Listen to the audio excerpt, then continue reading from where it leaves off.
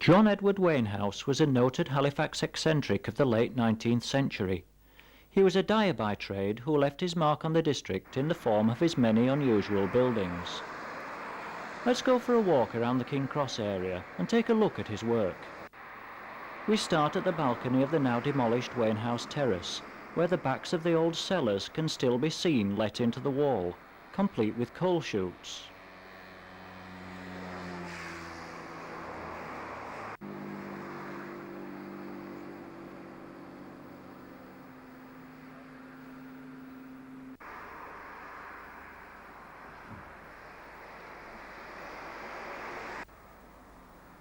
Moving up to the higher level, we pass the remains of the old outside privies.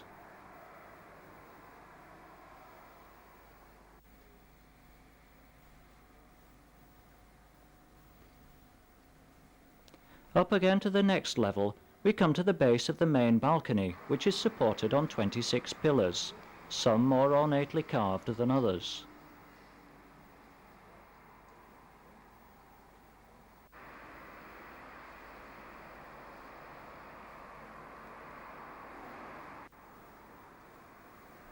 To get to the top of the balcony, we go up a short tower, known locally as the Tatey Tower, and across the arched bridge, and emerge on the top level, where the houses have given way to a small park.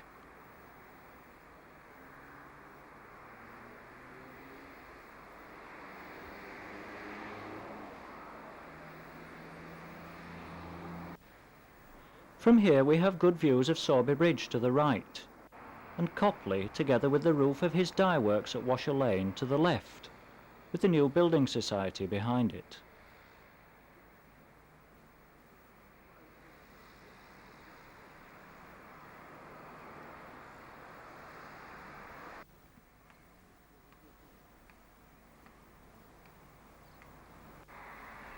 After a brief rest, we move along Burnley Road to the bottom of Granny Hill, where, set in the wall, is a stone bearing Wainhouse's initials, which may have come from a now demolished building.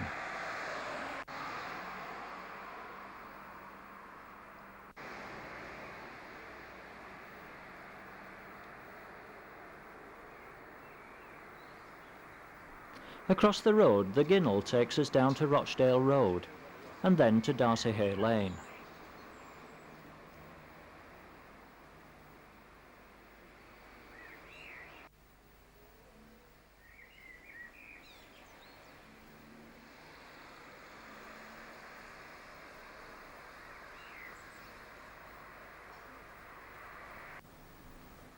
Near the bottom of this path is the mouth of a tunnel penetrating 35 yards under Rochdale Road, which was used to bring water from the springs on the Whalley hillside to the dye house.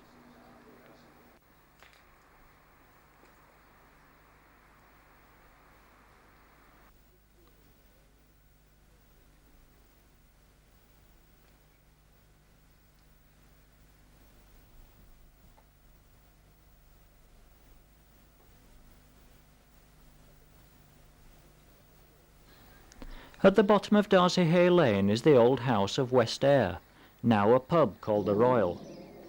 This highly unusual building, with lots of decorative stonework, more arresting than pleasing, was built as Wainhouse's home in 1877.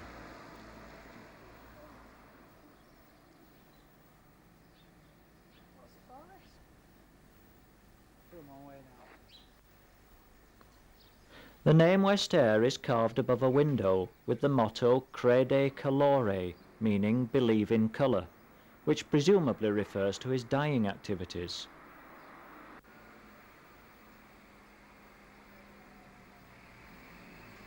The name is also carved on the back of the house.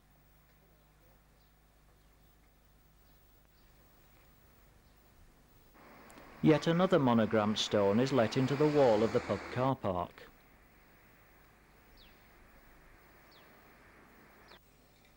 The cottages to the right of West Ayr, known as Upper Washer Lane, have porches which are clearly Wainhouse's work, but the cottages themselves date from 200 years earlier.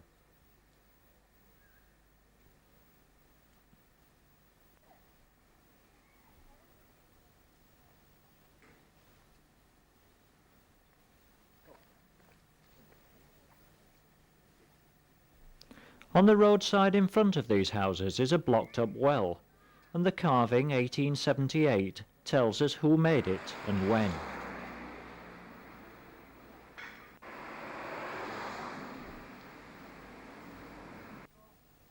Heading down the little cobbled street by the old chapel, the arch over the road is an aqueduct, part of the old water system for the dye house.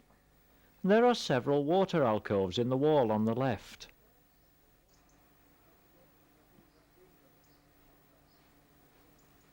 The aqueduct also bears the date and initials.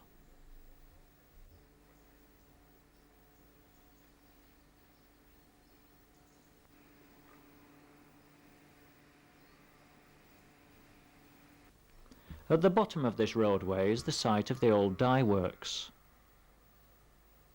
The tower on the hillside was originally intended as a chimney for these works, but more of that later. Returning to Upper Washer Lane and the site of the old cottage homes, we see the top of the aqueduct. Turning right down Master Lane, we come to the entrance to Sapling Dean. This was half of the original Sapling Grove, the house where young John Edward Wainhouse went to live with his uncle.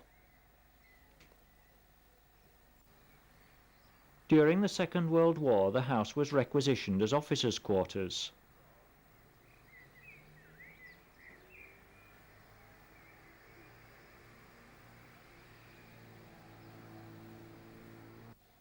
An extension at the rear of the house carries the name J. Mossman, who was manager of the dye works in 1874. The old stables around the back are now used as storerooms.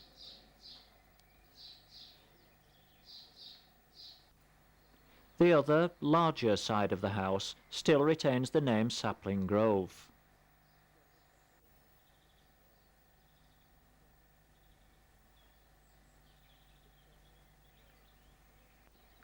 It incorporates a ballroom, large entrance hall and stained glass windows.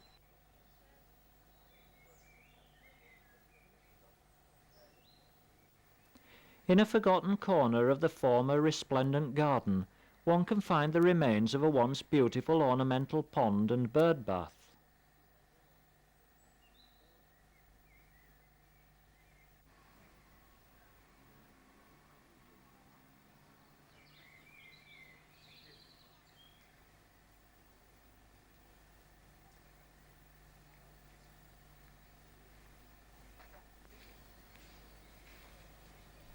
Leaving Sapling Grove, we emerge into Scar Bottom, where there are more fine examples of Wainhouse's porched cottages and another tunnel entrance.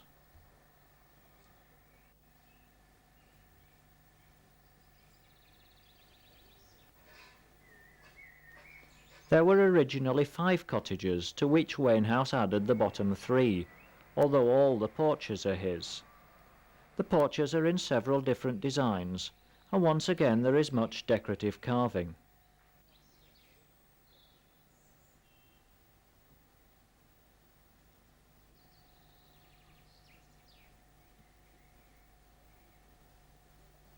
These cottages are unusual in that they used piped spring water until after the 1939-45 war. A little further up Scar Bottom we come to Delft Hill Road, at the bottom of which is yet another alcove. Originally mouths of tunnels, these supplied water to Wainhouse's dye works. This one is dated 1870. At the top of Delft Hill Road is a large house called Delville, built in 1875. It's believed that Wainhouse lived here before moving to West Ayr. Some of the carving is exactly the same as the balustrade on the tower.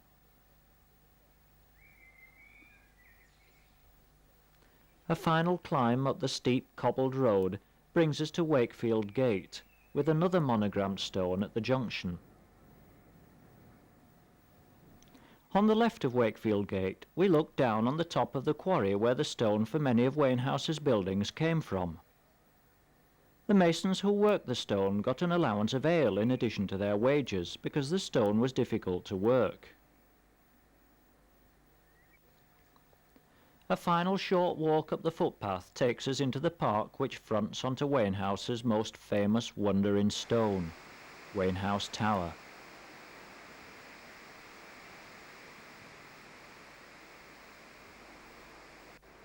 Entering the tower, we come to the base of the 403-step main spiral staircase.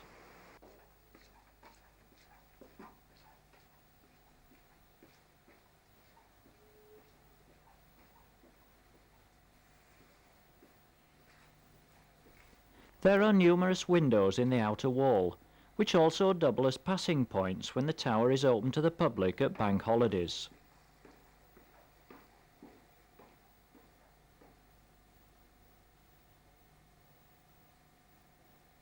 Holes in the walls on either side of the stairwell mark where the wooden scaffolding poles were inserted during construction.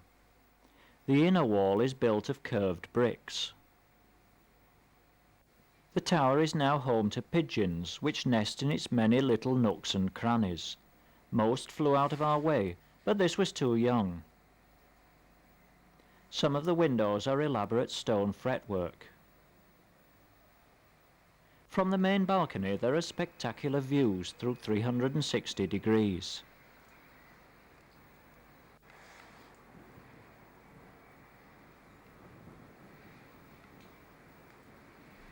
Below us we see Delville and Sapling Grove.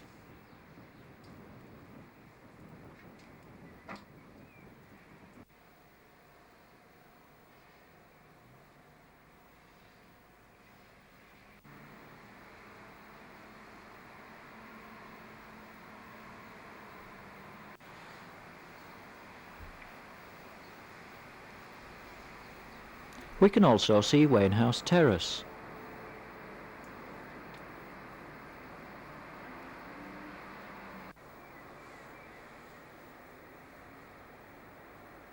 You can even see West Ayr in the bottom centre of this shot.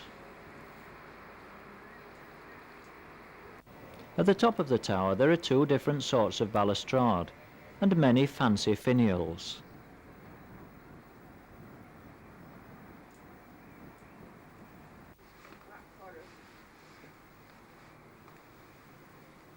You can also get a good aerial view of the site of the dye works.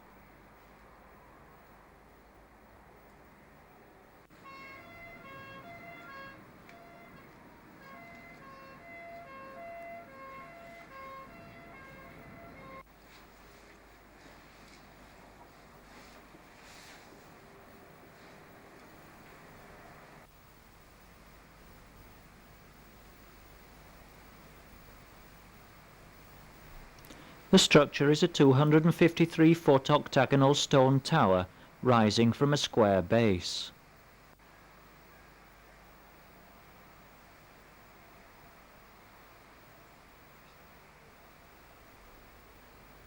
At the rear of the tower is a bricked-up flue entry. From the finish of the stone you can see quite clearly where the original soil line was and how much erosion has taken place in the last 100 years.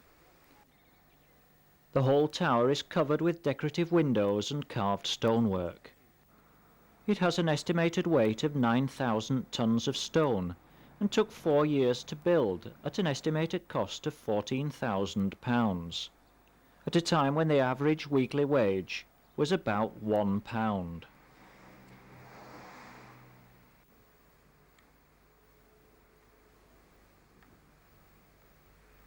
Wainhouse was finally laid to rest in Holy Trinity Churchyard in 1883 at the age of 66.